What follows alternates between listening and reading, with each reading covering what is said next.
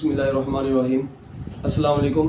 अच्छा बच्चों, हम लोग आज के एमडी कैट के इस लेक्चर में जो टॉपिक पढ़ने जा रहे हैं वो बल्कि हमारा एक चैप्टर पहला भी कंप्लीट हो गया था, दूसरा भी कंप्लीट हो गया था। आज हमारा यूनिट नंबर 3 यूएचएस का जो है वो स्टार्ट होगा बच्चों। तो उसका नाम है वर्क एंड एनर्जी। तो वर्क एंड एनर्जी में देखें दो चीज़ें आ रही हैं, ठीक है। सबसे पहले आ रहा है वर्क और उसके बाद आ रही है एनर्जी।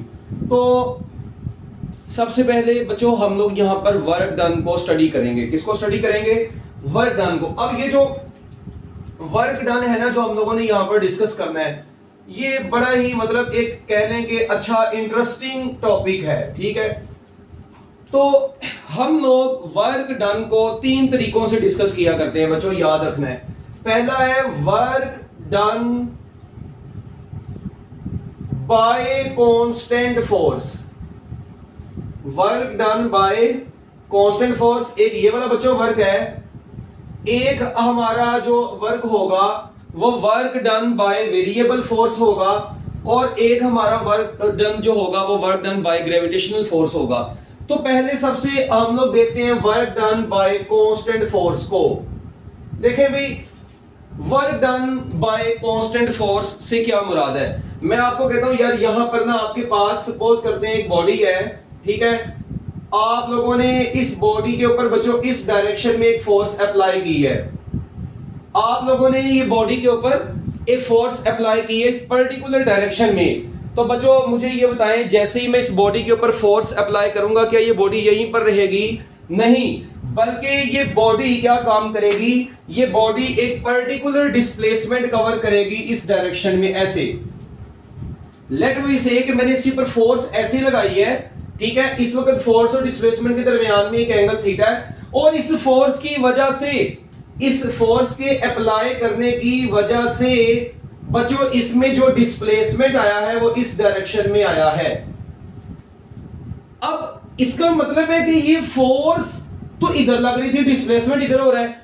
इट मींस इस फोर्स की कोई ना कोई वैल्यू तो ऐसी है जो बॉडी में इधर को डिस्प्लेसमेंट प्रोड्यूस करवा रही है। हम लोग क्या काम करते हैं बच्चों, और ये फोर्स कांस्टेंट फोर्स है। फॉर एग्जांपल ये एक ईंट है, इस ईंट के ऊपर आपने 20 न्यूटन की फोर्स यहां से लगाई है, और उसको चेंज नहीं कर रहे। वो 20 न्यूटन की, तो 20 न्यूटन की फोर्स लगा के आप लोग उसको आगे को लेके आते जा रहे हैं। तो बच्चों उस कांस्टेंट फोर्स की वजह से बॉडी में डिस्प्लेसमेंट आता जा रहा है, आता जा रहा है। इट मींस ये जो वर्क हो रहा है ये इस कांस्टेंट फोर्स के अंडर हो रहा है। इसलिए हमने इसका नाम क्या रखा है? Work done by constant force, कि कांस्टेंट फोर्स के अंडर वर्क है। अब आप लोग क्या काम करेंगे बच्चों, इस फोर्स को 2 रेक्टेंगुलर कंपोनेंट्स में डिवाइड करें। अब थीटा के सामने वाला कंपोनेंट क्या हो जाएगा? एफ साइन थीटा, और जो ये वाला बच जाएगा बच्चों, ये क्या बच जाएगा? F cos theta. अब मुझे बताएं फोर्स का कौन सा कंपोनेंट ऐसा है जो डिस्प्लेसमेंट की डायरेक्शन में है? तो एफ कोस थीटा। तो बच्चों एक बात याद रखना, हम लोग W के साथ, W is equal to force into force display magnitude of displacement and component of force in the direction of displacement. हम लोग डिस्प्लेसमेंट के साथ वो कंपोनेंट यूज करते हैं जो फोर्स जो डिस्प्लेसमेंट की डायरेक्शन में होता है। इस वक्त इस डिस्प्लेसमेंट की डायरेक्शन में कौन सा कंपोनेंट है? एक्स वाला कंपोनेंट या वाई वाला? क्लियरली नजर आ रहा है एक्स कंपोनेंट डिस्प्लेसमेंट की डायरेक्शन में है। इट मींस इसी एफ एक्स को मैं क्या लिख दूंगा? एफ कॉस थीटा बच्चों, और आपको पता है इसी को मैं एफ डी कॉस थीटा भी लिख सकता हूं। और जब ये कॉस थीटा खत्म करते हैं, आपको पता है 2 क्वांटिटीज के दरमियान में क्या आ जाता है? डॉट प्रोडक्ट आ जाता है। तो work done is equal to dot product of force and displacement. तो बच्चों ये W is equal to F dot D आ गया है आप लोगों के पास। अब ये जो वर्क है it is dot product of force and displacement, और ये चीज क्लियरली नजर आ रही है कि force is a vector quantity, displacement is a vector quantity, so work done is also a vector quantity। तो बच्चों एक तो चीज यहां से क्लियरली नजर आ गई कि फोर्स वेक्टर है, डिस्प्लेसमेंट वेक्टर है, और भाई ये स्केलर होगा क्योंकि dot product of 2 vectors results into a scalar quantity. तो ये स्केलर क्वांटिटी है, तो work done is a scalar quantity. एक चीज आप लोगों के सामने और आ गई है। और अब एक चीज पे आप लोगों ने गौर करना है। अब ना इधर से ना पहले मैं इतनी सी बात से रिलेटेड एक एमसीक्यू आप लोगों को क्लियरली बता दूं। बच्चों के दिमाग में आता है कि पता नहीं वर्क के साथ हमेशा ही कोस थीटा आता है। बच्चों याद रखना, एक बात सुनना, मैं आपको 2 कॉन्सेप्ट बताने लगा हूं। बड़े गौर से जरा सुनना है आप लोगों ने। अगर मैं कहता हूं यहां पर डिस्प्लेसमेंट है, ठीक है, क्या नाम है अपना, ये ऐसे यहां पर मैं आपको डिस्प्लेसमेंट y एक्सिस के लॉन्ग ऐसे शो करता हूं। मैं कहता हूं यार मैंने ना इस पर्टिकुलर एंगल पर एक फोर्स F अप्लाई की है, ठीक है। ये आपको डायग्राम सपोज करें मैंने पेपर में बना कर दी है, मतलब ये ऐसी डायग्राम आ गई है और आपको मैं कहता हूं कि due to this force, due to F body moves along y axis, body moves along y axis। बच्चों मैं कहता हूं ड्यू टू दिस फोर्स, इस फोर्स की वजह से बॉडी किसके अलोंग मूव की, y एक्सिस के अलोंग मूव की, ठीक है। Work is due to, work done is due to, हाँ जी। तो बच्चों अब आपने बताना है work done is due to F cos theta, F sin theta, फिर आप लोगों ने लिख रहे हैं Fx, और आगे आप लोगों ने बच्चों डेल्टा ऑप्शन में लिख देना है बोथ A एंड C। लो भाई, अब ये आपको मतलब मैंने एक एमसीक्यू दिया है कि आप लोगों के पास ये डायग्राम है फोर्स डिस्प्लेसमेंट की, मतलब ये डायग्राम आपको बनी आई है। एक्चुअली ये ग्राफ नहीं है, आप लोग इसको ग्राफ मत समझें, आप लोग ये समझें कि बस वैसे एक डायग्राम शो की है जिसमें आपको ये बताया कि फोर्स लगी है किसी बॉडी के ऊपर पर्टिकुलर एंगल पर, और वो बॉडी y एक्सिस के अलोंग मूव कर रही है, x एक्सिस के अलोंग नहीं मूव कर रही। तो y एक्सिस के अलोंग मूव करेगी तो उसमें जो वर्क होगा वो फोर्स के किस कंपोनेंट की वजह से होगा। अब सारे बच्चों ने रटा मारा होता है F cos theta, F cos theta, F cos theta displacement के डायरेक्शन में। ओ भाई इस थीटा के लिहाज से पहले सबसे इस थीटा के लिहाज से आप लोग इसके कंपोनेंट्स ड्रॉ करेंगे ऐसे। अब थीटा के सामने वाला कंपोनेंट हो जाएगा F sin थीटा और ये कंपोनेंट हो जाएगा F cos थीटा। एक बात, अब ये कंपोनेंट ऐसा है F sin थीटा बच्चों, ये वाला ये कंपोनेंट ऐसा है जो अलोंग डिस्प्लेसमेंट है। जरा गौर करें, क्या ये F sin theta parallel to displacement नहीं है? इट मींस अब डिस्प्लेसमेंट की डायरेक्शन में F sin थीटा आ रहा है, so work done is due to F sin theta, not F cos theta. In this MCQ your answer is F sin theta. So this is very basic MCQ of work done by constant force, और बड़ा मशहूर MCQ भी है बच्चों ये, ठीक है। अच्छा इसके बाद अब थोड़ी सी बात मैं आगे बढ़ाता हूं। अगर आप लोगों को पता हो कि वर्क डन जो होता है, ठीक है, इसके डिफरेंट केसेस भी बनते हैं W is equal to F D cos theta से। ये जरा आप लोगों ने गौर से देखना है। देखें आप लोगों को पता है W is equal to F D cos theta है ना। अच्छा अब यहां पर थीटा क्या चीज है, बस मुझे ये बता दें। आपको पता है यहां पर जो थीटा होता है ना बच्चों, here theta is angle between force and displacement. बच्चों फोर्स और डिस्प्लेसमेंट के दरमियान का एंगल होता है। तो चले भाई अब मुझे आप लोगों ने ये तीन केस में आप लोगों से पूछने लगा हूं जो कि आप लोगों ने मुझे बताने हैं। देखिए अगर थीटा 0 डिग्री हो, ठीक है, अगर थीटा 90 डिग्री हो, अगर थीटा 180 डिग्री हो। हाँ जी, अब आप लोग जरा गौर करें, मुझे ये बताना है आप लोगों ने, अगर थीटा 0 डिग्री होगा बच्चों तो W is equal to FD cos 0 1 हो गया, तो अकेला बच गया FD, ठीक है, यानी W is equal to positive FD, ये बच गया। उसके बाद अगर थीटा 90 डिग्री होगा तो cos 90 0, work done will be 0। अगर थीटा 180 डिग्री होगा, cos 180 डिग्री -1, तो W is equal to negative FD, work done is equal to positive FD, work done is equal to 0, work done is negative FD। अब आपके पास ये तीन आ गए, it means मैं यहां पर कह सकता हूं कि ये वर्क डन पॉजिटिव आया है, ये वर्क डन बच्चों क्या आया है पॉजिटिव, ये वर्क डन क्या आया है 0, और बच्चों ये वर्क डन क्या आया है नेगेटिव। अब एक बात क्लियरली मुझे ये बताएं, क्या ये 90 से पीछे पीछे वर्क पॉजिटिव नहीं आ रहा, 90 पर 0 और 90 से आगे नेगेटिव आ गया। इट मींस मैं कह सकता हूं अगर थीटा 90 डिग्री से छोटा होगा तो वर्क डन पॉजिटिव होगा, अगर एग्जैक्टली थीटा 90 डिग्री हो गया तो वर्क डन 0 हो गया। अगर थीटा 90 डिग्री से बड़ा हो गया है, यहां पर बच्चों आप लोग गौर से देखें, अगर थीटा 90 डिग्री से, क्योंकि 1 डिग्री 90 डिग्री से बड़ा है, तो अगर थीटा 90 डिग्री से बड़ा हो जाएगा तो वर्क डन बच्चों क्या हो जाएगा वर्क डन नेगेटिव हो जाएगा। It means work done positive भी हो सकता है, वर्क डन 0 भी हो सकता है, वर्क डन नेगेटिव भी हो सकता है। आपको पता है इस एंगल को क्या बोलते हैं? इस एंगल को बोलते हैं एक्यूट एंगल। इस एंगल को क्या बोलते हैं? Right angle. इस एंगल को क्या बोलते हैं? Obtuse angle.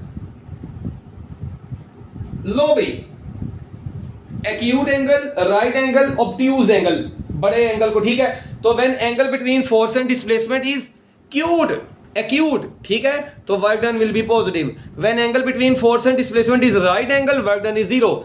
When angle between force and displacement is obtuse, work done will be negative. तो लो भी बच्चों, अब ये आप लोगों को पता होनी चाहिए सारी बातें, ठीक है। वर्क डन एक स्केलर क्वांटिटी है। आगे इसके यूनिट्स आपको पता है, देखें फोर्स के जो यूनिट्स की अगर बात करें पहले हम लोग, देखें आप लोगों को पता है कि W is equal to FD है। एक्चुअली फोर्स का यूनिट न्यूटन, डिस्प्लेसमेंट का यूनिट मीटर।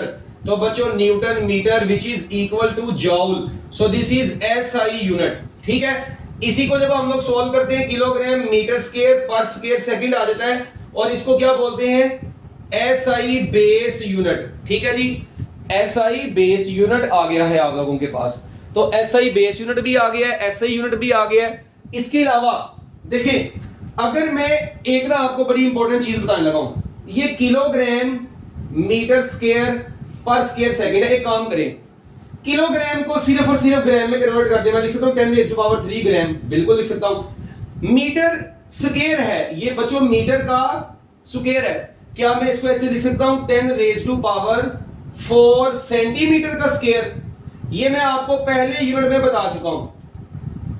और साथ में बच गया s⁻⁻² एज इट इज।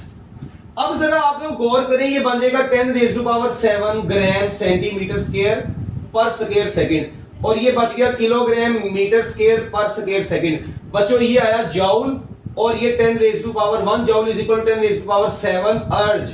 अब एक बात सुने, जिस तरह इधर तरीका सुनना जो मैं आप लोगों को बताने लगा हूं, ये किलोग्राम को मैंने ग्राम में कन्वर्ट किया, मीटर को सेंटीमीटर, मीटर स्क्वायर तो सेंटीमीटर स्क्वायर में कन्वर्ट किया, और सेकंड को तो छेड़ा भी नहीं। अब ये किलोग्राम मीटर स्क्वायर पर square second as it is आ गया। 10⁻³ और 10⁻⁴ को मिलाया, वो 10⁻⁷ बन गया। ग्राम सेंटीमीटर स्क्वायर पर square second as it is. अब ये जो इतनी सी चीज होती है ना बच्चों, ये CGS यूनिट है, चैप्टर नंबर 1 में बताया था मैंने आपको। तो इस CGS unit of work done is अर्ज। अर्ज is CGS unit of work done, ठीक है जी, या एनर्जी। तो बच्चों जबकि जॉल, और ये पूरी चीज क्या है? जॉल, ये SI यूनिट है। तो बच्चों 1 जॉल इज इक्वल टू 10⁻⁷ अर्ज आया। तो मुझे बताएं 1 अर्ज किसके बराबर आ जाएगा? तो ये बच्चों 10⁻⁷ हो जाएगा। 1 अर्ज इज इक्वल टू 10⁻⁻⁷ जॉल। तो 1 erg is equal to 10⁻⁻⁷ joule आ गया। It means joule is greater unit and erg is smaller unit of work done. लो भाई बच्चों, ये था आप लोगों का work done by constant force से रिलेटेड चीजें। अभी खत्म नहीं हुआ।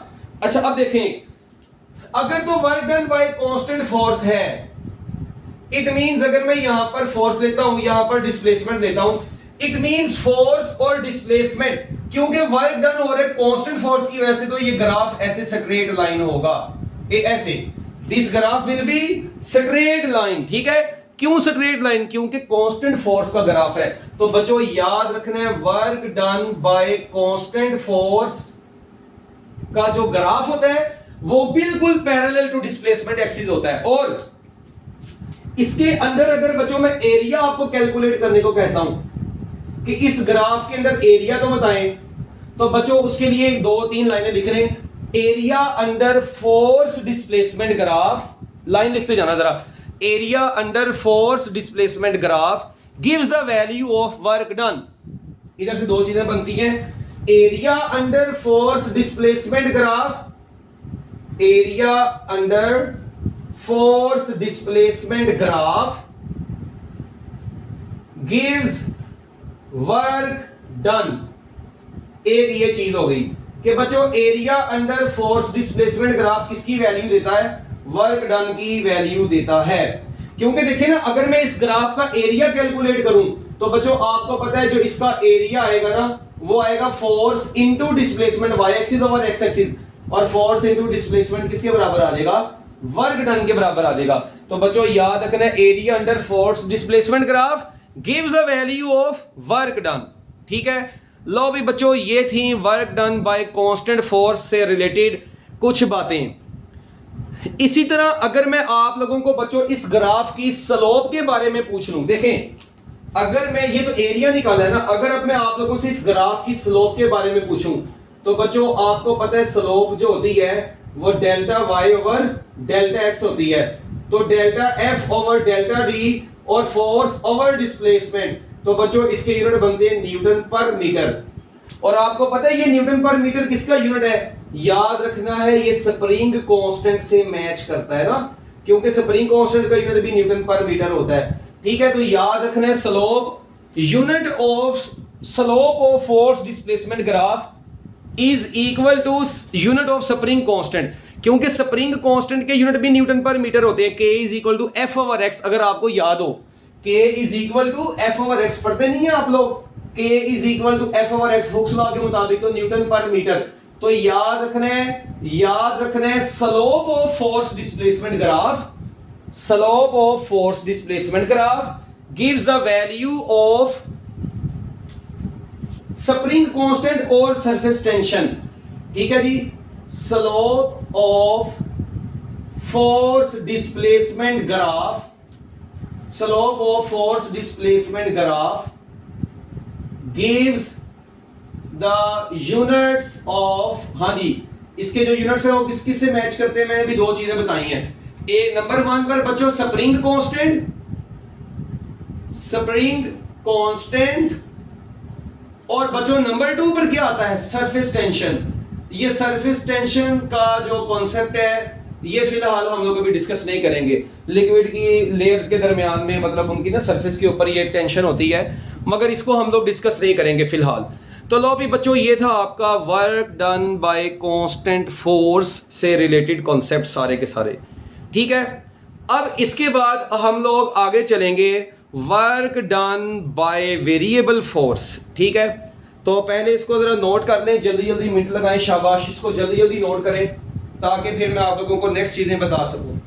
ठीक है, ये बहुत काम आनी है अभी, ये सारी की सारी एमसीक्यूज में बहुत काम आनी है, ये आपकी सोच से ज्यादा इंपॉर्टेंट है ये टॉपिक। ठीक है,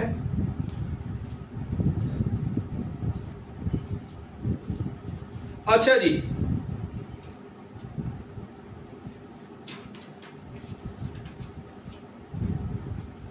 अब चलते हैं हम लोग थोड़ी सी बातें मजीद आगे बढ़ा लें।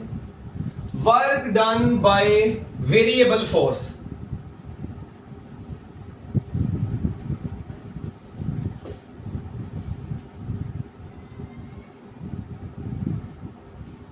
अब आता है बच्चों work done by variable force.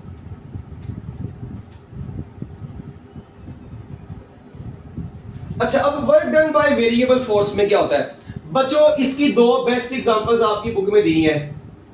एक मैस स्प्रिंग सिस्टम में, ठीक है, वो आप लोग पढ़ते हैं ना कि स्प्रिंग के ऊपर जितनी ज्यादा फोर्स लगाई जाएगी उसमें डिस्प्लेसमेंट उतना ज्यादा आएगा। ठीक है, और बच्चों एक तो मैस स्प्रिंग सिस्टम वाली है और दूसरी रॉकेट वाली है कि रॉकेट जैसे जैसे जमीन से ऊपर जाता है बच्चों वो इनवर्स स्केयर लॉ को ओबे करता है, उसके ऊपर एक्ट करने वाली ग्रेविटेशनल फोर्स जो होती है वो डिस्प्लेसमेंट के स्केयर के इनवर्सली प्रोपोर्शनल होती है। तो अब मुझे ये बताएं, आप लोगों को पता है, एक तो बात ये याद रखें, जब भी दो चीजों के दरमियान में डायरेक्ट रिलेशन है, एक बात सुना इधर, ये है डायरेक्ट रिलेशन।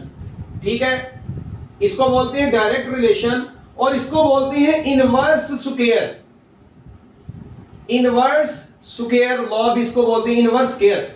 अब इनके ना फंक्शंस के ग्राफ्स होते हैं, जब दो चीजों के दरमियान में डायरेक्ट रिलेशन होता है ना बच्चों, एफ और डिस्प्लेसमेंट, इन दोनों के दरमियान में डायरेक्ट रिलेशन है। जब भी दो चीजों के दरमियान में डायरेक्ट रिलेशन होता है तो उनके दरमियान में ग्राफ हमेशा straight line between two axis होता है।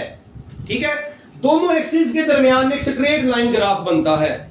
और जब इनवर्स स्क्वायर लॉ की बात करते हैं, किसकी बात करते हैं, इनवर्स स्क्वायर लॉ की, तो बच्चों याद रखने इनवर्स स्क्वायर लॉ में जो ग्राफ बनता है दो, यानी अब f का r स्क्वायर के साथ क्या रिलेशन है, इनवर्स रिलेशन है, ठीक है।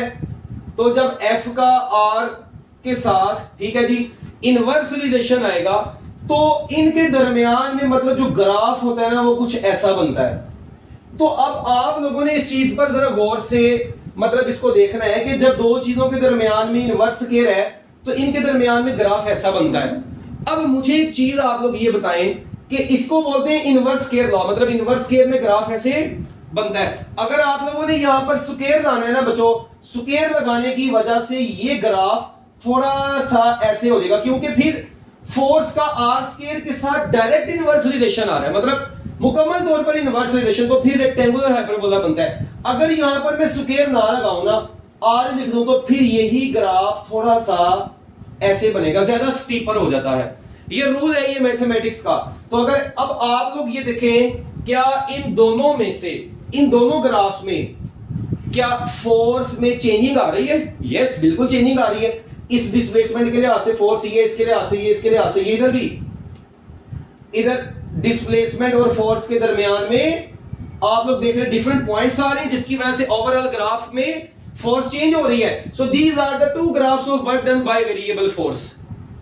अब इसमें अब वर्क डन कैसे फाइंड आउट करेंगे बच्चों? अगर तो ग्राफ से स्ट्रेट लाइन है ऐसे, तो बच्चों इधर जो वर्क डन होगा ये बराबर आ जाएगा 1/2 f into x। 1/2 f into x। देखें वर्क डन, ट्राइंगल का एरिया निकालना है, ट्राइंगल का एरिया क्या होगा? 1/2 force into displacement, force f है, डिस्प्लेसमेंट x है, ठीक है। जबकि इधर आप लोग वर्क डन कैसे निकालते हैं? इसमें तो आपने वर्क डन निकाल लिया, it means work done by cost अपना वेरिएबल फोर्स में। अगर तो ग्राफ स्ट्रेट लाइन है फिर तो रोला कोई नहीं है। अगर ग्राफ बच्चों स्ट्रेट लाइन ना हो, ठीक है, तो आप लोगों को पता है आप लोग पूरे पाथ को छोटे छोटे पैचेस में डिवाइड करते हैं, पूरे पाथ को छोटे छोटे पैचेस में डिवाइड करते हैं और हर पैच का फिर वर्क निकालते हैं। तो इसमें जो आपका टोटल वर्क आता है, इसको मैं थोड़ा सा इधर करके लिख देता हूं, मतलब इस ग्राफ का जो आपके पास वर्क आएगा वो 1/2 f into x आएगा। मगर इस ग्राफ का जो वर्क आएगा ना बच्चों आप लोगों के पास, वो कुछ ऐसा नहीं होगा, वो होगा sigma i is equal to 1 to n fi cos theta i delta D I. ये आप लोग पूरे पाथ को छोटे छोटे पैचेस में डिवाइड करते हैं और हर पैच के डिस्प्लेसमेंट और हर पैच के अलोंग फोर्स का वो कंपोनेंट जो डिस्प्लेसमेंट की डायरेक्शन में होता है उनको ऐड करते हैं तो टोटल वर्क आता है। और मगर अब इसकी कैलकुलेशन हम लोगों ने नहीं करनी। बताने का मकसद ये है कि work done by variable force का जो मेथड है वो आपको पता है। इसका मतलब ये ग्राफिकल मेथड है, मतलब पूरे पाथ को छोटे छोटे पैचेस में, यहां पर भी आप पूरे पाथ को छोटे छोटे रेक्टेंगल्स में डिवाइड कर सकते हैं। इसका मतलब ये होगा, अब अगर मैं आप लोगों के सामने डिफरेंट ग्राफ्स बनाऊं और मैं आप लोगों से पूछूं जी बताएं इनमें से कौन सा ग्राफ ऐसा है जो work done by variable force का है और कौन सा ऐसा है जो work done by constant force है। तो अब देखें, जिस ग्राफ में भी आप लोगों को यह नजर आएगा कि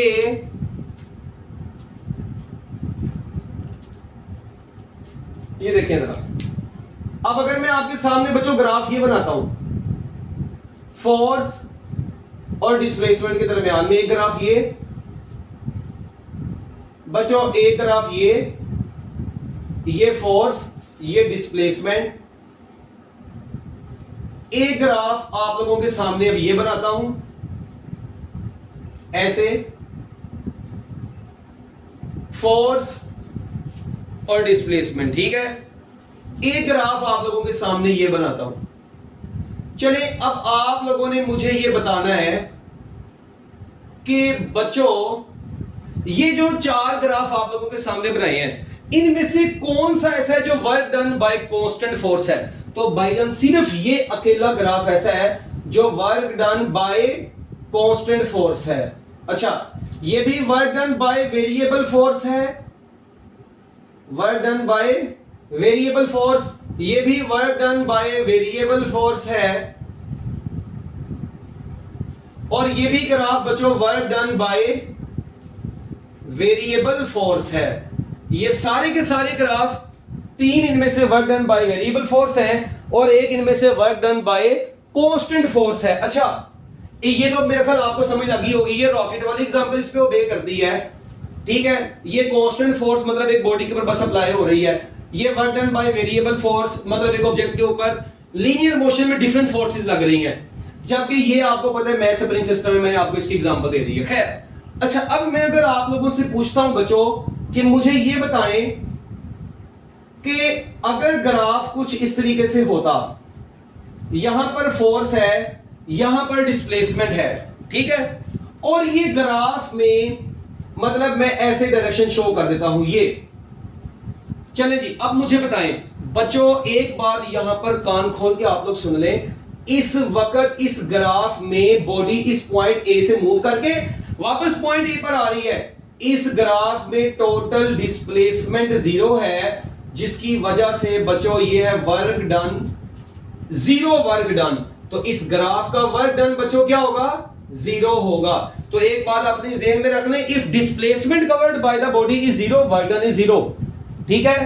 तो बच्चों ये 0 वर्क डन का ग्राफ है, ठीक है। इसी तरह अगर मैं कहता हूं यार एक कार का इंजन रन कर रहा है, इंजन ऑन है, मगर कार आगे को नहीं मूव कर रही, इट मींस कार का डिस्प्लेसमेंट कवर नहीं हो रहा, इट मींस वर्क डन क्या होगा? 0 होगा। तो याद हो जाएगी, आप लोग किसी बॉडी के ऊपर जितनी मर्जी फोर्स लगाते जाएं, आप लोग फोर्स लगा रहे हैं, मगर जब आपकी फोर्स लग रही है मगर उस बॉडी में डिस्प्लेसमेंट प्रोड्यूस ही नहीं हो रहा, इट मींस वर्क डन क्या होगा? 0 होगा। ओके, तो ये अगर एक बॉडी जहां से चली वहीं पर वापस आके घूम घुमा के टोटल डिस्प्लेसमेंट 0 हो गया, तो वर्क डन क्या हो जाएगा? 0 हो जाएगा। मेरा ख्याल है कि ये काफी मतलब बातें अब आपको वर्क डन के बारे में पता चल गई हैं। खैर, अब एक और अगर मैं आप लोगों से ये पूछता हूं कि ये देखें जरा, एक बच्चा है, ठीक है, इसने क्या काम किया है, इसके पास ना यहाँ पर एक वाटर कैन है ऐसे, ठीक है जी, ये एक वाटर बोतल है, ठीक है। अब ये क्या काम कर रहा है, अब इसका वेट डाउनवर्ड एक्ट कर रहा है, फोर्स इधर कर रही है, मगर ये इसको आगे को लेके ऐसे जाता जा रहा है।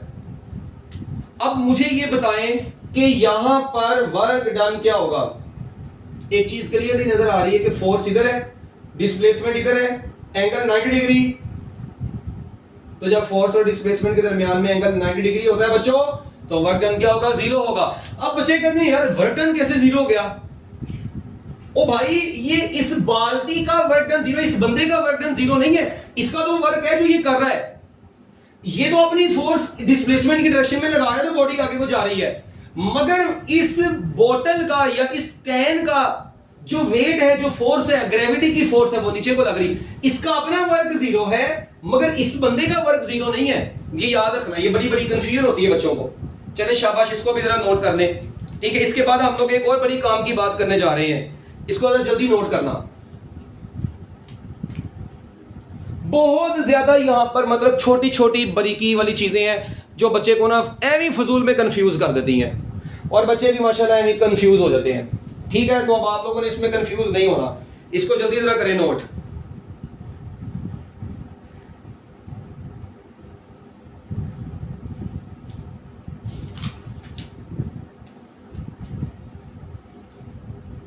अच्छा, अब ना मैं इसको जरा इरेज करने लगा हूं बच्चों।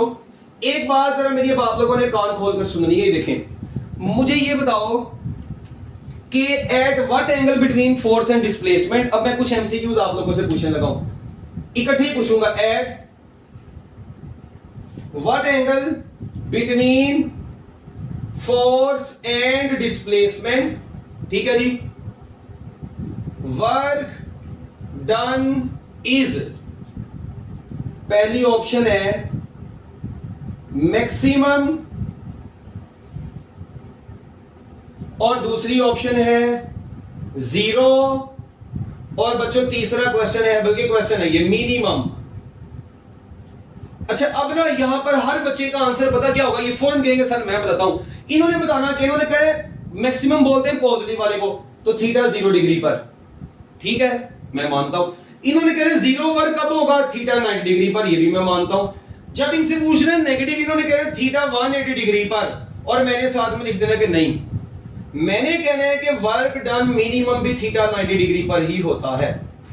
अब इनको यहां पर पढ़ना है दौरा, क्या पढ़ना है, दौरा पढ़ना है। इन्होंने कहा लो सारे कॉन्सेप्ट्स का बेड़ा गर्क हो गया हमारा। ओ भाई इधर जरा गौर से सुनना, मुझे बताओ work done is equal to F D cos theta था। अगर थीटा 90 डिग्री पुट करें वर्क डन 0 आया, ओके हो गया। अगर थीटा 0 डिग्री पुट करते हैं, जरा सुनना, थीटा 0 डिग्री पुट करते हैं तो वर्क डन आता है पॉजिटिव एफ डी। अच्छा, अगर थीटा 180 डिग्री इधर पुट करें बच्चों, कितना पुट करें 180 डिग्री, तो मुझे बताओ जब थीटा 180 डिग्री पुट करेंगे तो work done minus F D आएगा। इसका मतलब ये हुआ कि माइनस, अभी देखना जरा, अब यहां पर जरा गौर से सुनना पहले, ये तो 90 डिग्री, इसको मैं साइड पर लिख दूं, ये है पॉजिटिव मैक्सिमम। इसे बच्चों हम लोग क्या बोलते हैं, पॉजिटिव एफ डी को बोलते हैं पॉजिटिव मैक्सिमम, और बच्चों इसको क्या बोलते हैं, इसे बोलते हैं नेगेटिव मैक्सिमम।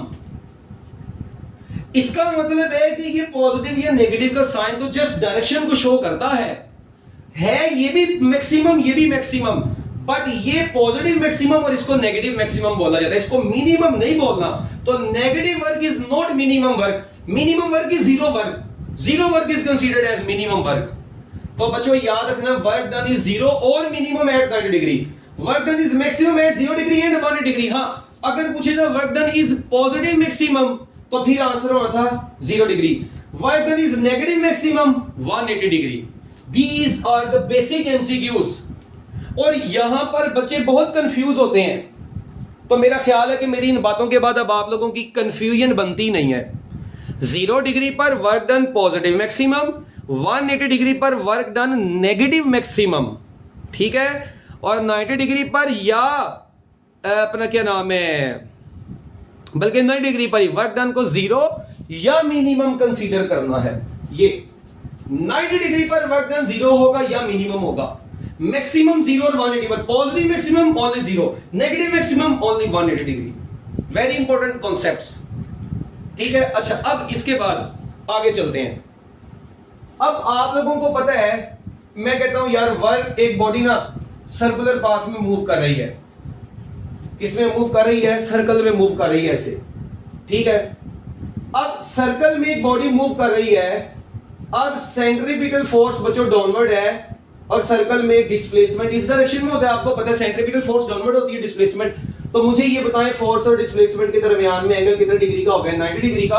तो याद रखना है बच्चों, W is equal to F D cos 90 degree, cos 90 degree 0 बच्चों, कोस 90 0, तो वर्क डन विल बी 0। तो याद रखना वर्क डन बाय, हम लोग कह सकते हैं work done by centripetal force is always equal to 0। इसी तरह जब कोई चार्ज पार्टिकल, अब देखें ये लेट वी से ये मैग्नेटिक फील्ड है, ठीक है, आप लोगों ने माशाल्लाह पढ़ा हुआ है, इनटू पेज है या आउट ऑफ पेज है, इनटू पेज है। अच्छा, एक चार्ज पार्टिकल मैग्नेटिक फील्ड में परपेंडिकुलरली एंटर होता है, तो आपको पता है जब वो परपेंडिकुलरली एंटर होता है तो मैग्नेटिक फोर्स डाउनवर्ड एक्ट करती है और डिस्प्लेसमेंट उसका इस डायरेक्शन में होता है। तो अब मैग्नेटिक फोर्स और डिस्प्लेसमेंट के दरमियान में भी बच्चों, मैग्नेटिक फोर्स और डिस्प्लेसमेंट के दरमियान में भी एंगल 90 डिग्री का, तो वर्क डन यहां पर भी 0। तो याद रखना work done by magnetic force is also equal to 0। तो work done by centripetal force भी 0 होता है, work done by magnetic force भी 0 होता है। ये बिल्कुल बेसिक एमसीक्यूज है, छोटे छोटे, मतलब वर्क डन बताएं क्या होगा इन तमाम केसेस में। A charge particle is moving in a circular in circular pattern in uniform magnetic field, what will be the work done by magnetic force? Work done by magnetic force is 0, work done by centripetal force is 0. Very important MCQs। अच्छा, अब अगर मैं आपको ये कहता हूं कि बच्चों एक बॉडी है, ये इसको मैं ऊपर को मूव करवा रहा हूं ऐसे। अब देखें, अगर तो ये बॉडी बच्चों अपवर्ड डायरेक्शन में लेकर जा रहे हैं, तो एक बात याद रखें, ये अपवर्ड की बात करते हैं। अच्छा, और यहां पर अब हम लोग कर लेते हैं, अगर बॉडी ऐसे नीचे को आ रही हो, ऐसे, ये डाउनवर्ड का केस है। ठीक है, अब आप लोगों ने इन दोनों में से जो चीज मुझे बतानी है वो क्या है बच्चों। जब बॉडी अपवर्ड ऊपर को जा रही है तो बच्चों मुझे बताएं, जब बॉडी ऊपर को जा रही है तो अपवर्ड डायरेक्शन में डिस्प्लेसमेंट ऊपर को हो रहा है, जबकि फोर्स किधर को लग रही है, नीचे को लग रही है। क्लियरली नजर आ रहा है। अच्छा, जबकि यहां पर कुछ ऐसा नहीं हो रहा, यहां पर डिस्प्लेसमेंट भी नीचे को है और ग्रेविटेशनल फोर्स भी नीचे को है। अच्छा, अब जो चीज आप लोगों के काम की है यहां पर वो क्या है, मुझे ये बताएं। इस केस में W इज इक्वल टू क्या होगा, सारे कहेंगे एफ डी कोस 180 डिग्री, बिल्कुल एंटी पैरेलल है। इसमें W is equal to F D cos 0 degree माना, तो बच्चों ये आ गया एफ डी, ये आ गया माइनस एफ डी। अब आपको पता है ये फोर्स नीचे को लग रही, ग्रेविटेशनल फोर्स, और ग्रेविटेशनल फोर्स जो होती है वो mg होती है। और देखें ये जो बॉडी नीचे अपवर्ड जा रही है, जारी बात इसका डिस्प्लेसमेंट किसी हाइट की फॉर्म में होगा, क्योंकि हाइट इंक्लूड है ना यहां पर। तो बच्चों work done is equal to minus mgh। जबकि इधर अगर आप लोग गौर करें cos 0 1 होता है, ये आ गया। अब फोर्स कौन सी है, ग्रेविटेशनल फोर्स, वेट नीचे को, वेट तो ग्रेविटेशनल फोर्स है ना, ये तो ग्रेविटेशनल फोर्स mg। अच्छा, और जो अब ये नीचे को आ रही है हाइट ही कवर करके आ रही है, तो बच्चों आंसर आ गया positive mgh। It means work done by gravity, इसको बोलेंगे कि ग्रेविटी के under work done by gravitational force. तो बच्चों एक बात याद रखें कि जब बॉडी ग्रेविटेशनल फील्ड में अपवर्ड जा रही हो तो work done by gravitational force is negative, और जब बॉडी डाउनवर्ड आ रही है work done by gravitational force is positive. Okay, अगर बच्चों बॉडी जा रही हो स्ट्रेट पाथ में तो वर्क डन बाय ग्रेविटी कैसा होगा, देखें। If a body is moving along this straight path, अब देखें अगर इस स्ट्रेट पाथ के अलोंग उसका डिस्प्लेसमेंट इधर है ऐसे, जबकि अब इधर किसी भी पॉइंट पर आप लोग देखें जो फोर्स लग रही है वो डाउनवर्ड नहीं लग रही। तो बच्चों मुझे ये बताओ यहां पर थीटा कितने डिग्री का हो गया, 90 डिग्री का।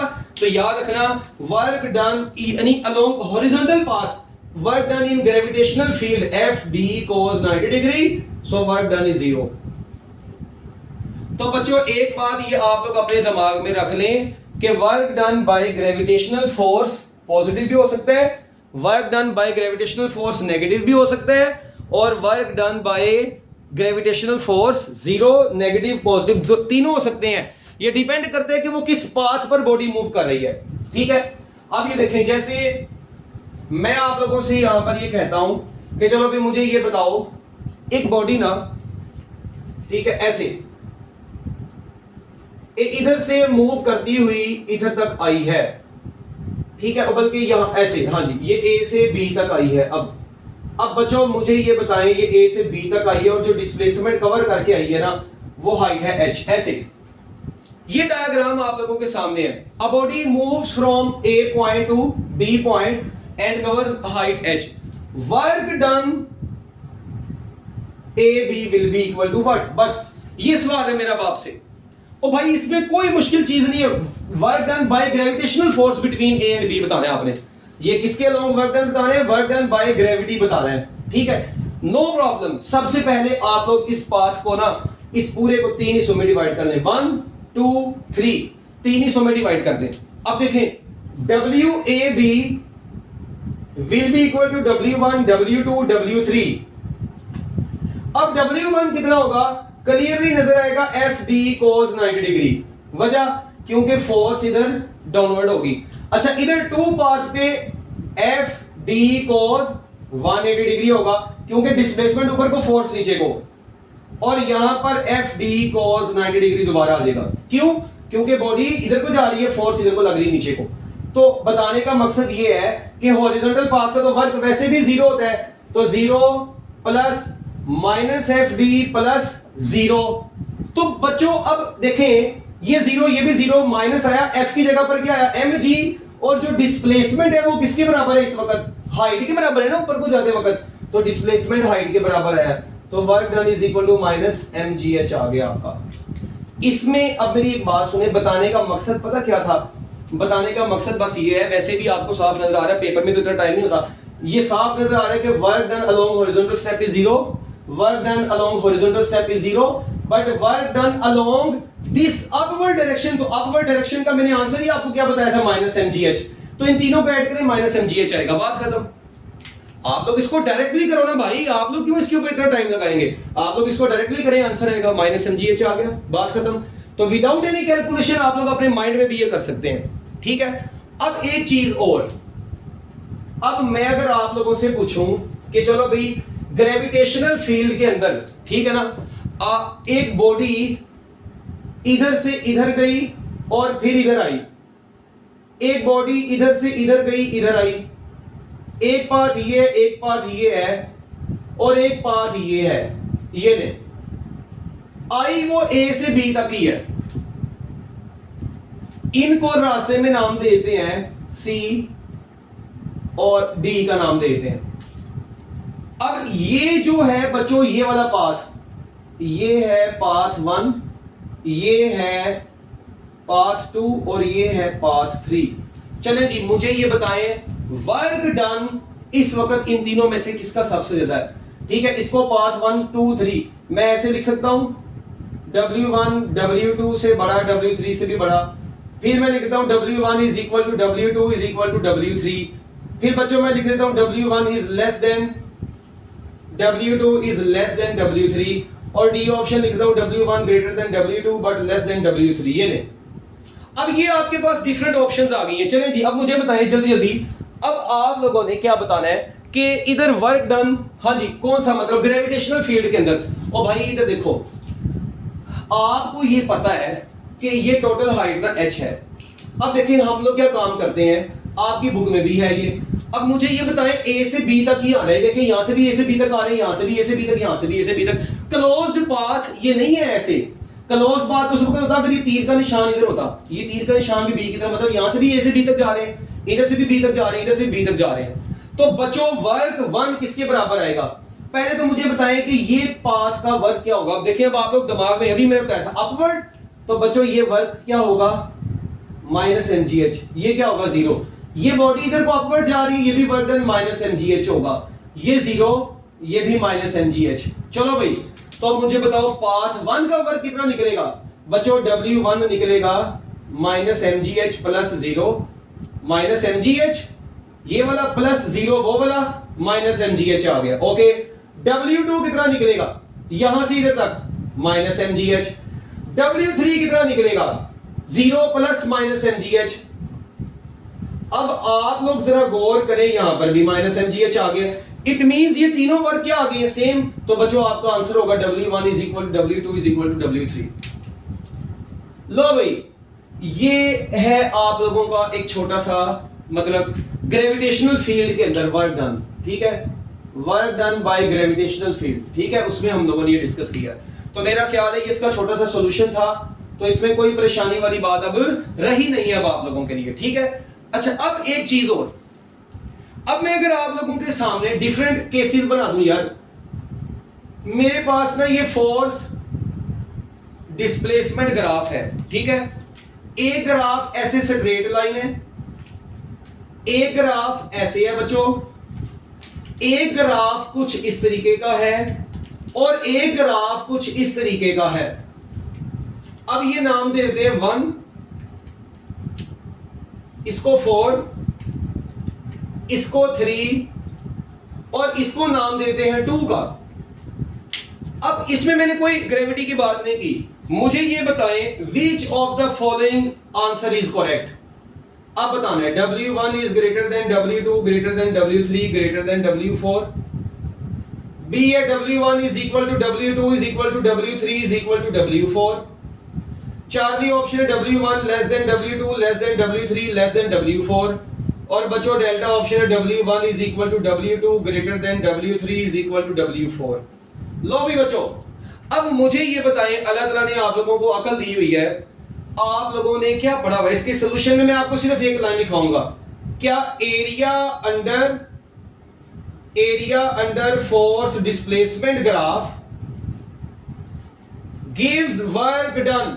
हाँ जी, क्या area under force displacement graph work done देता है बच्चों, area under force displacement graph gives the value of work done. तो चले मुझे ये बताएं, क्या इसके अंदर रेड वाले के अंदर एरिया ज्यादा नहीं आएगा, ऑब्वियस ही बात है, बिल्कुल ज्यादा आएगा। अच्छा, फिर ग्रीन वाले के अंदर एरिया यहां से इतना थोड़ा कम हो गया, ये अपना ब्लू का और कम और ब्लैक वाले का तो वैसे ही वर्क डन बहुत कम होगा, एरिया ही इतना सा लेगा, ये एरिया इतना लेगा ऐसे, मतलब इसका एरिया इतने हिस्से में आएगा ऐसे, इसका एरिया इतने हिस्से में आएगा, इसका एरिया इतने हिस्से में, तो एरिया किसका बड़ा आ रहा है, 1 वाले का बड़ा आ रहा है, 2 वाले का कम, 3 वाले का कम, सब चौथे वाले का सबसे कम। इट मींस वर्क डन 1 जो है ना वो सबसे बड़ा है और वर्क डन 4 सबसे छोटा है। तो बच्चों ये था आप लोगों का वर्क डन का टॉपिक, जिसमें आप लोगों ने क्या क्या स्टडी करना था, फोर्स और डिस्प्लेसमेंट के प्रोडक्ट को स्टडी करना था। ये भी आपका पहला टॉपिक हुआ भाई, अभी तो इसमें भी बहुत ज्यादा चीजें हैं, मतलब अगर हम लोग इनके कॉन्सेप्ट्स को करना शुरू करें तो खत्म ही ना हो भाई, अभी ये तो और 2 घंटे में इनके ऊपर बोलता रहूं, ये नहीं खत्म होगा। मगर जितना आप लोगों के लिए रिक्वायर है, जो कॉन्सेप्ट आप लोगों को रिक्वायर था भाई, वो मैंने आप लोगों को बता दिया। ठीक है, इसको शाबाश, जल्दी जल्दी नोट करें। वर्क डन बाय ग्रेविटी भी हो गया है, ग्रेविटेशनल फोर्स भी हो गया है, ठीक है, वेरिएबल फोर्स भी हो गया है, जल्दी जल्दी जल्दी शाबाश। अब थोड़ी सी बात मजीद आगे चलाते हैं।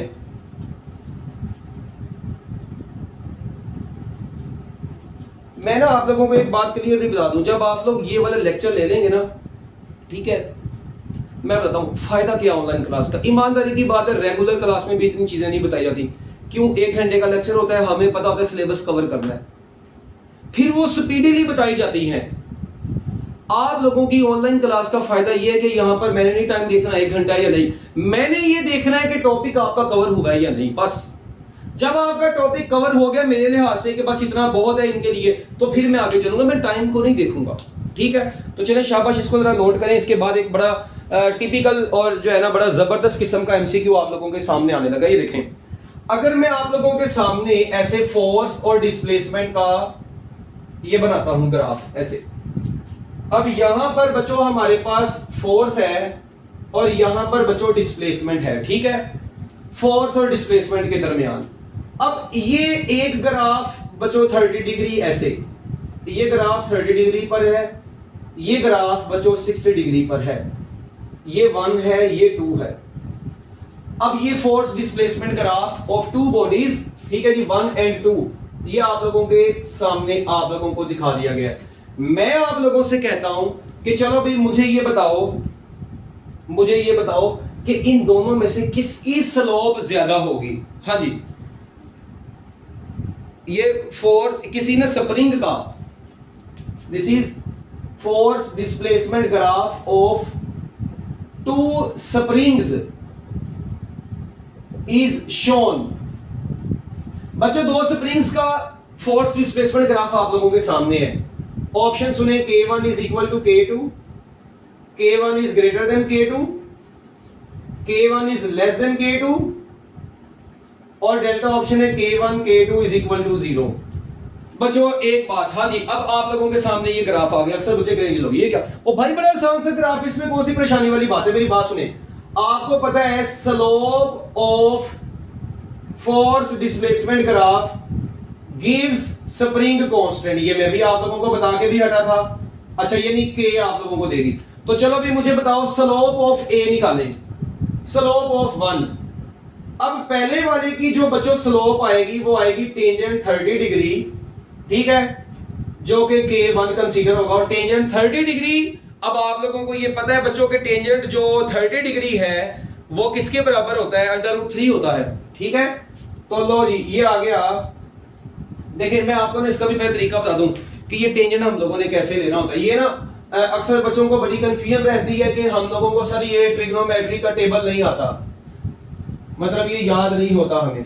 तो इसमें कोई परेशानी वाली बात नहीं, आप लोग इसको बस याद रखें। कैसे, ये देखें, आपको पता है कि जो साइन 0 डिग्री होता है ना, साइन 0 डिग्री 0 होता है, साइन 30 डिग्री 1/2 होता है, ये 1/√2, ये अंडर साइन 60 √3/2, और ये 1।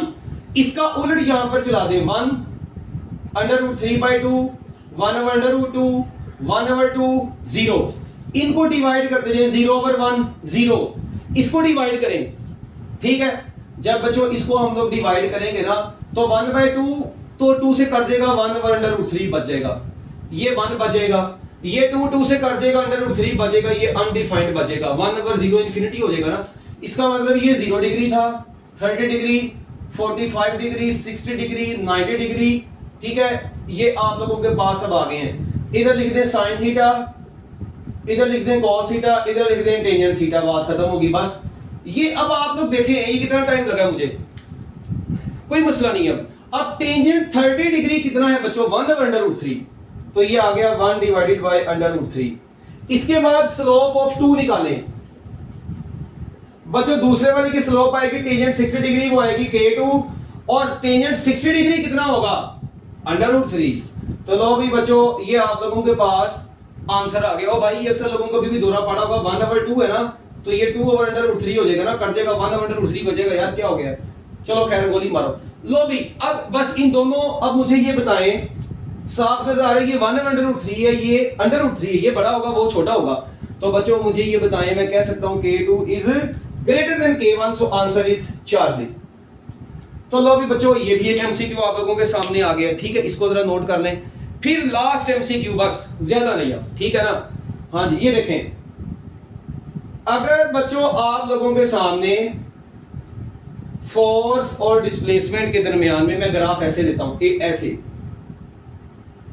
ए बी सी, ये 3 पॉइंट्स मैंने आप लोगों के बताए हैं, ठीक है जी। आप लोगों ने मुझे बताना है slope of force displacement graph is maximum at A B C D. बच्चों ऑप्शन सुने, पहली ऑप्शन है ए एंड सी, दूसरी ऑप्शन मैं बना देता हूं बी ओनली, चारली ऑप्शन में लिख देता हूं सी ओनली, ठीक है, बल्कि बी एंड सी लिख लें, बी एंड सी, और बच्चों डेल्टा ऑप्शन लिख दें ए ओनली। अच्छा अब मेरी एक बात सुने, अब ये आपको एमसीक्यू है, और यार मैंने आपको तरीका बताया था वेलोसिटी टाइम ग्राफ में, वेलोसिटी टाइम ग्राफ में हम लोग ये पढ़ चुके हैं कि इस पॉइंट पर स्लोप लें, इधर टेंजेंट लें, इधर टेंजेंट लें। हाँ जी, इधर टेंजेंट ऑलमोस्ट 0 डिग्री आएगा जो कि स्लोप 0 हो जाएगी, इधर टेंजेंट ऑलमोस्ट 45 डिग्री आएगा। तो बच्चों यहां पर इन दोनों पॉइंट्स पर, और आपको पता है टेंजेंट 45 डिग्री जो होता है 1 होता है। इट मींस कि इस पॉइंट पर स्लोप क्या है बच्चों, इस पॉइंट पर स्लोप मैक्सिमम है। इस पॉइंट पर भी स्लोप क्या होगी, मैक्सिमम होगी, मगर इस पॉइंट पर स्लोप क्या होगी बच्चों, 0 होगी। इसका मतलब है कि स्लोप किस पॉइंट पर मैक्सिमम है, both A and C. Tangent draw करें ना, टेंजेंट जहां पर मैक्सिमम आ जाएगा वहां पर स्लोप भी आपकी मैक्सिमम होगी। लो भाई बच्चों ये था आपका फोर्स और डिस्प्लेस वर्क डन के मुकम्मल एमसीक्यूज, जो मतलब अभी भी इसमें बहुत सारी चीजें हैं मगर जितना बताना था वो मैं आपको बता चुका हूं, ठीक है। इसको कर लें शाबाश, जल्दी जल्दी नोट करें, उसके बाद हम लोग एनर्जी को स्टडी करेंगे आगे।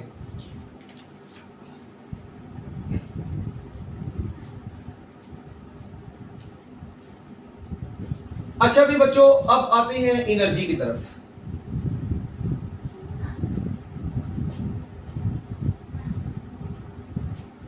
अब है बारी किसकी बच्चों, एनर्जी। कर लें इसको नोट।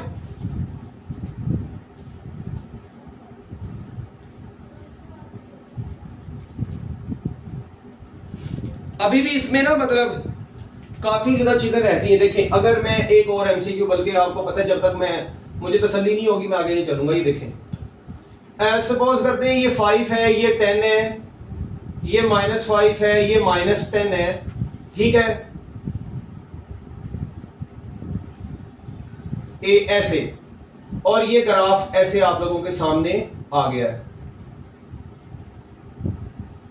ये 1 है, 2 है, 3 है, 4 है, ऐसे। अब ये ग्राफ आप लोगों को मैंने दिया है और मैं बच्चों आप लोगों से इसमें पूछता हूं work done is equal to what. Work done is क्या होगा बच्चों, वर्क डन। ऑप्शन सुन ले, 10 जॉउल, 20 जॉउल, बीटा ऑप्शन है 30 जॉउल, और डेल्टा ऑप्शन है 40 जूल। चले जी, अब आप लोगों ने जरा इस चीज पर गौर करना है बच्चों, जो इसका वर्क डन निकालना है। ये देखें, ये शेडेड रीजन है, ये भी शेडेड रीजन है, और ये तीन शेडेड रीजन आपको नजर आ रहे हैं। मैं आपको जो 2 नंबर चीज बताने लगा, मतलब जो 2 नंबर नहीं 1 नंबर तरीका, ये देखें। सबसे पहले तो सिर्फ इस रेक्टेंगल का एरिया निकालें। क्या होगा, इसकी लेंथ कितनी है 10, इसकी विड्थ बच्चों कितनी है 2 - 1 1। तो बच्चों टोटल जो वर्क डन होगा ना वो 3 हिस्सों में डिवाइड होगा, W1 W2 W3। एक चीज तो डन होगी कि इन तमाम रेक्टेंगल्स का एरिया 10 जूल 10 जूल 10 जूल आना है।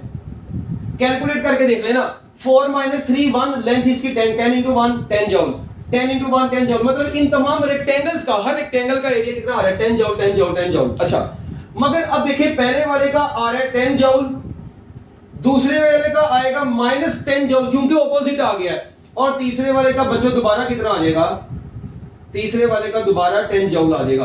तो मुझे बताइए इसे कट गया तो सिर्फ और सिर्फ क्या बच गया 10 जूल ना बच गया। इट मींस आपके पास सिर्फ और सिर्फ एक वर्क बचा है। तो बच्चों इसके सॉल्यूशन में क्या आंसर होगा 10 जूल इसका आंसर होगा। आई थिंक इसमें भी कुछ मुश्किल नहीं है, जस्ट आपने 3 वर्क निकाले हैं, उनमें से एक इससे कट गया। वैसे ही याद रखें यार, ये क्योंकि इक्वल लेंथ की और इक्वल विड्थ की है, वैसे से कट जानी, सिर्फ एक बच जानी है, और उसका एरिया आप लोग निकाल लें। ठीक है बच्चों, इसको करें जल्दी जल्दी, शाबाश। ये था आपका वर्क डन से रिलेटेड सारा का सारा कॉन्सेप्ट। ठीक है, अच्छा अब ना कुछ मैं आप लोगों को बिल्कुल बेसिक चीजें बताने लगा हूं। ठीक है, वो आप लोगों ने जरा अपने पल्ले से बांधनी है। देखें, एनर्जी आप लोगों को पता है 2 तरह की है, एक है पोटेंशियल एनर्जी और बच्चों एक है काइनेटिक एनर्जी। ठीक है, ability of a body to do work is called energy. Ability of a body to do work is called energy. अच्छा, ability of a body to do work is called energy. हम लोग 2 तरह की energy पढ़ते हैं, अगर आपको याद हो। हम लोग पढ़ते हैं बच्चों एक काइनेटिक एनर्जी और एक पोटेंशियल एनर्जी। पहले स्टडी करते हैं काइनेटिक एनर्जी को। काइनेटिक एनर्जी के बारे में तो आपको पता है, it is due to motion. Energy possessed by a body due to motion is called kinetic energy. Okay, दूसरी बात, it is a scalar quantity. कहा जाता है काइनेटिक एनर्जी कौन सी क्वांटिटी है, स्केलर क्वांटिटी। क्यों स्केलर है, क्योंकि बच्चों काइनेटिक एनर्जी का फार्मूला होता है 1/2 mv²।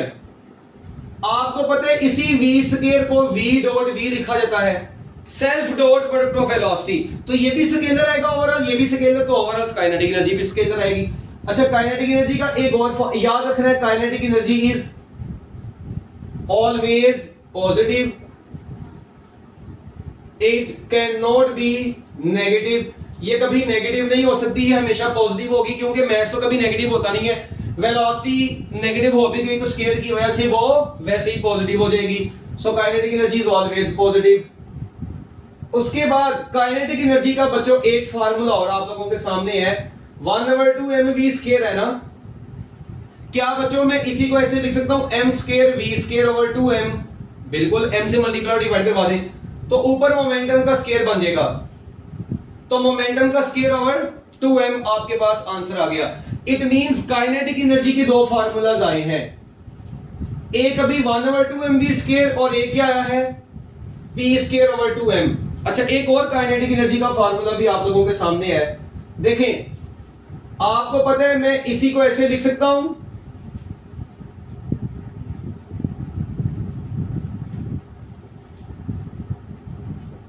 क्या हुआ भला, मैंने r से मल्टीप्लाई और डिवाइड करवा दिया है, क्योंकि मुझे पता है ये जो चीज है इतनी, ये जो चीज है ये क्या बन जाती है बच्चों, सेंट्रीपिटल फोर्स बन जाती है। मैं 2 को इधर ले आया, r से मल्टीप्लाई और डिवाइड करवा दिया ना, तो बात तो वहीं पे आ गई। तो ये देखें, अभी यहां से इसका मतलब है काइनेटिक एनर्जी का एक फार्मूला और आप लोगों के सामने आ गया, centripetal force into radius divided by 2। लो भी बच्चों, काइनेटिक एनर्जी के आप लोगों के सामने कितने फार्मूलाज आ गए हैं इस वक्त, फिलहाल 3 फार्मूलाज आ गए हैं। ठीक है, एक केस और काइनेटिक एनर्जी के बारे में बड़ा मशहूर है कि if kinetic energy is equal to momentum of the body. ठीक है, तो ये देखें, अब काइनेटिक एनर्जी का फार्मूला होता है 1/2 mv²। मोमेंटम होता है mv। बच्चों क्या ये m इस m से कट गया, क्या ये v स्क्वायर इस v से कटा, तो क्या बच गया, इधर बच गया v/2, इधर बच गया 1। तो बच्चों ये 2 को हम लोग अगर इधर ले आए तो v कितनी आ जाएगी, 2 मीटर पर सेकंड आ जाएगी। तो याद रखना है, if kinetic energy of a body becomes equal to momentum of the body, ठीक है, then velocity of the body will be 2 metre पर सेकंड। बिल्कुल बेसिक चीजें भी आपको काइनेटिक एनर्जी के बारे में मैंने आपको बताई है, ठीक है। काइनेटिक एनर्जी का फार्मूला किसकी वजह से होती है ये, ठीक है, स्केलर क्वांटिटी है, और उसके बाद आप लोगों को इसके मतलब पॉजिटिव होती है, कभी नेगेटिव नहीं हो सकती। फिर काइनेटिक एनर्जी का सेंट्रीपिटल फोर्स के साथ क्या लेना देना है, ठीक है, this Fc is centripetal force,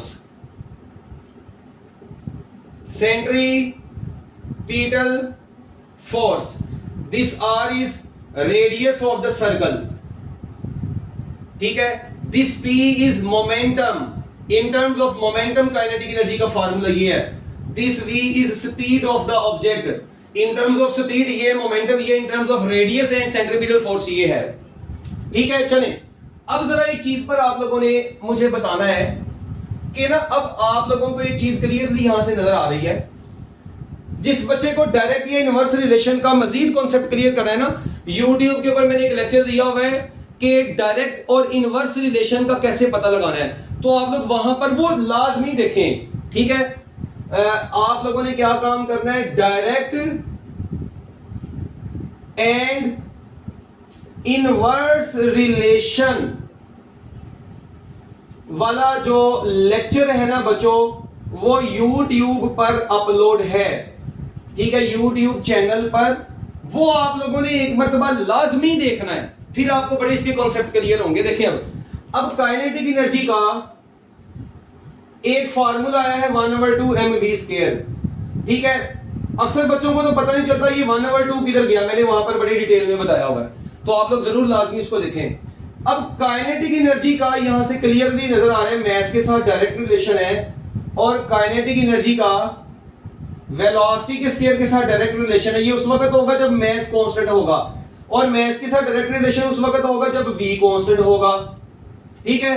अच्छा अब एक बात सुने, अगर मैं आपसे पूछूं काइनेटिक एनर्जी और किसी भी बॉडी की काइनेटिक एनर्जी और मास के दरमियान में ग्राफ, तो काइनेटिक एनर्जी और मास, हाँ जी बच्चों, दोनों के दरमियान में डायरेक्ट रिलेशन है, तो ग्राफ इनका स्ट्रेट लाइन होगा। अच्छा अगर काइनेटिक एनर्जी और वेलोसिटी के स्क्वायर की बात हो रही है ना, तो मैं इधर स्क्वायर नहीं लिखूंगा, मैं इधर v ही लिखता हूं बस। तो बच्चों अब मुझे बताएं, क्योंकि मास कांस्टेंट है, मास को कांस्टेंट रख के, ठीक है, आप लोगों ने बताना है। हाँ जी, काइनेटिक एनर्जी और v के दरमियान में ग्राफ कैसा होगा। देखें एक चीज ना पहले मैं आपको बड़ी जबरदस्ती बता दूं, वेलोसिटी अगर 1 होगी ना, देखिए इधर काइनेटिक एनर्जी रखते हैं, इधर v रखते हैं, अगर v 1 है तो काइनेटिक एनर्जी पे भी 1 आई। अच्छा अगर v 2 हो गया तो बच्चों v तो 2 हुआ तो मगर काइनेटिक एनर्जी 4 आएगी। अच्छा अगर v 3 हुआ, काइनेटिक 3 का स्क्वायर काइनेटिक एनर्जी 9, अगर v 4 हुआ तो kinetic energy 16। It means v कम तेजी से बढ़ रहा है, काइनेटिक एनर्जी ज्यादा तेजी से बढ़ रहा है। बच्चों क्या हो रहा है, v कम तेजी से बढ़ रहा है, काइनेटिक एनर्जी ज्यादा शार्पली बढ़ रहा है। तो बच्चों देखें v कम तेजी से मगर काइनेटिक एनर्जी ज्यादा तेजी से बढ़ रही है। तो बच्चों याद रखिएगा काइनेटिक एनर्जी और v के दरमियान में ग्राफ ऐसा होगा, इसको नोट कर लें, शाबाश। जल्दी जरा मीटर लगाना, इसको बोलते हैं sharp increase.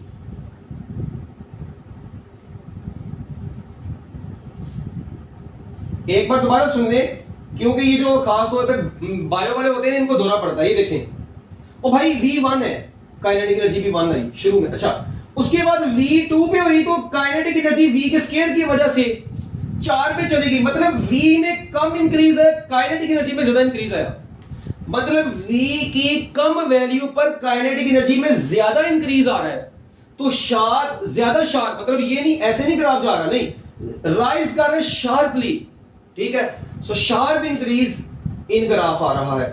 So this is the graph between kinetic energy and v। अच्छा अगर अकेला ऐसे ग्राफ होता, मैं आपको कहता हूं यार काइनेटिक एनर्जी और v स्क्वायर के दरमियान में ग्राफ, अब कोई परेशानी वाली बात नहीं है। अब दोनों के दरमियान में डायरेक्ट रिलेशन है, क्योंकि मास को कांस्टेंट रख के, ठीक है। तो काइनेटिक एनर्जी का v स्क्वायर के साथ डायरेक्ट रिलेशन है। तो अब देखिए वेरिएबल्स के ऊपर बहुत फर्क पड़ता है, काइनेटिक एनर्जी का v के साथ, काइनेटिक एनर्जी का v स्क्वायर के साथ और काइनेटिक एनर्जी का मास के साथ। क्यों भी बच्चों, मुश्किल तो नहीं है ये। अब यहां से और भी बड़े एमसीक्यू निकलते हैं। अगर v को डबल कर दें काइनेटिक एनर्जी 4 गुना बढ़ जाएगी। अगर v को 3 टाइम कर दें, 3 का स्क्वायर 9, काइनेटिक एनर्जी 9 टाइम्स बढ़ रही है। अगर वेलोसिटी कांस्टेंट रख के मास को डबल कर दें, काइनेटिक एनर्जी डबल, मास को 4 टाइम्स कर देंगे, काइनेटिक एनर्जी 4 टाइम्स। तो डिफरेंट एमसीक्यूज बनते हैं। अगर मास और वेलोसिटी दोनों को डबल कर दें, 1/2 को तो देख रहे ही नहीं ना। मास को डबल किया, इसका 2, ये ना 2 को 2 से काट देना। ओ भाई ये फार्मूले का 1/2 है, इसको तो छेड़ना भी नहीं है। मास को डबल करें, v को डबल करें, इसका डबल की वजह से 4 और इसका 2, 4 × 2 8, काइनेटिक एनर्जी इंक्रीज कर जाएगी 8 टाइम्स। मैंने आपको बताया जिस बच्चे ने डायरेक्ट और इनवर्स रिलेशन को अच्छे तरीके से समझ है ना, वो YouTube के चैनल के ऊपर चला जाए, वरना अगर उसको ना भी देना वो मुझे बता देना, मैं उसको लिंक सेंड कर दूंगा। बल्कि मैं आपको ग्रुप में इसका लिंक भी सेंड कर दूंगा। तो बच्चों ये था काइनेटिक एनर्जी का ग्राफ्स के साथ, मतलब वेलोसिटी के साथ रिलेशन। अच्छा, अगर मैं बात करता हूं आखिर पे काइनेटिक एनर्जी और मोमेंटम की, बच्चों किसकी बात करता हूं, काइनेटिक एनर्जी और मोमेंटम की। मैं ये जो चीजें बता रहा हूं ना, ईमानदारी की बात है, लोगों को इनके कॉन्सेप्ट होते ही नहीं है, रटे मारते हैं। भाई मैंने एक भी चीज का रटा नहीं मरवाया, मैंने हर चीज का बताया है, विद लॉजिक बताया है। ठीक है, चले अब काइनेटिक एनर्जी का एक फार्मूला है p²/2m। ठीक है, अब आप देखें, मुझे आप लोगों ने ये बताना है काइनेटिक एनर्जी का मोमेंटम के स्क्वायर के साथ डायरेक्ट रिलेशन है अगर मास कांस्टेंट होगा। काइनेटिक एनर्जी का मास के साथ इनवर्स रिलेशन होगा अगर मोमेंटम कांस्टेंट होगा। बात खत्म। तो चले, इसका मतलब है मैं ये कह सकता हूं फिर कि अगर इनके दरमियान में मैं अब आपसे ग्राफ पूछ लूं, तो मेरा ख्याल है काइनेटिक एनर्जी और मोमेंटम के दरमियान में क्या ये बिल्कुल वैसा ही नहीं है? तो बच्चों ये भी क्या होगा, शार्पली राइज करेगा, ऐसे शार्प राइज होगा। काइनेटिक एनर्जी का मास के साथ इनवर्स रिलेशन है। बच्चों एक बात याद रखना, काइनेटिक एनर्जी का मास के साथ इनवर्स रिलेशन है ना, तो जब भी दो चीजों के दरमियान में इनवर्स रिलेशन होता है तो उनके दरमियान में ग्राफ एक ऐसा बनता है। और इस ग्राफ का ना हमने एक नाम भी रखा हुआ है, रेक्टेंगुलर हाइपरबोला। ये ना मैथमेटिक्स की टर्म है, ये इसका नाम है। इसको बोलते हैं पैराबोला। आपको पता है इसको पैराबोला क्यों बोलते हैं? हाँ जी, कोई बच्चा इसको सोचे कि इसको पैराबोला हम लोग क्यों बोलते हैं एक्चुअली। ठीक है, इसको क्या, किस वजह से हमने इसका नाम पैराबोला रखा है? तो एक बात सुनिए इधर, ये देखें, इसको पैराबोला बोलने की ना एक बड़ी अच्छी वजह है, मैं उसकी वजह आपको बताता हूं। पैराबोला क्यों है? देखिए, अगर मैं इसको बनाता हूं चारों एक्सिस के साथ ही, देखें इधर से तो ये ऐसे, तो बच्चों इधर से ये ऐसे आएगा, इसका बिल्कुल सिमेट्री इधर आएगी, ऑपोजिट इधर आएगा। क्यों? क्योंकि दोनों के दरमियान माइनस में तो आनी नहीं है कोई भी वैल्यू, तो ये मतलब स्केयर की वजह से दोनों पॉजिटिव में आ जानी है, तो इसको बोलते हैं पैराबोला ग्राफ। तो ये वैसे ही याद रख लेंगे पैराबोला। और उसके बाद एक रह गया है, अब वो कौन सा है बच्चों? काइनेटिक एनर्जी और मोमेंटम के स्केयर के दरमियान में ग्राफ। हाँ जी, तो काइनेटिक एनर्जी और मोमेंटम का स्केयर, ये अकेला मोमेंटम था, तो बच्चों ये क्या होगा? स्ट्रेट लाइन होगा, और ये होगा उस वक्त जब मास कांस्टेंट होगा। लो बच्चों, ये वो बातें थी जो कि हम लोगों ने करनी थी काइनेटिक एनर्जी के बारे में, और वो हम लोगों ने कर ली है। डायरेक्ट और इनवर्स रिलेशन के कॉन्सेप्ट को लाजमी वहां पर जाके देखें, और उससे रिलेटेड आपको पेपर में मैं एमसीक्यूज भी दूंगा। और एक चीज और अपने दिमाग में बिठाएं, ये देखें इधर, यहां पर आप लोग एक चीज पर गौर करें, अगर रेशियो पूछी जाती ना, तो बच्चों kinetic energy 1 over kinetic energy 2 किसके बराबर आएगी? P1 ओवर P2 का whole square M2 over M1। क्यों? क्योंकि मोमेंटम के स्क्वायर के साथ डायरेक्ट रिलेशन है और मास के साथ इनवर्स रिलेशन है, तो M2 ओवर M1 ही आएगा। और इधर क्या आएगी? इसी तरह बच्चों इधर आएगी kinetic energy 1 over kinetic energy 2 is equal to, हाँ जी, M1 ओवर M2 का होल स्क्वायर और V1 over V2, sorry M1 over M2 into V1 over V2। इसको मैं इधर नीचे करके लिख देता हूं, समझ तो लग गई होगी, मगर कोई नहीं, फिर भी धीरे तसल्ली के लिए ठीक है। इसको ये देखें जरा, kinetic energy ratio 1 over kinetic energy ratio 2 is equal to M1 over M2 और V1 ओवर V2 का होल स्क्वायर लो भाई बच्चों ये, तो ये काइनेटिक एनर्जी का मास के साथ डायरेक्ट और वेलोसिटी के स्केल के साथ भी डायरेक्ट रिलेशन है।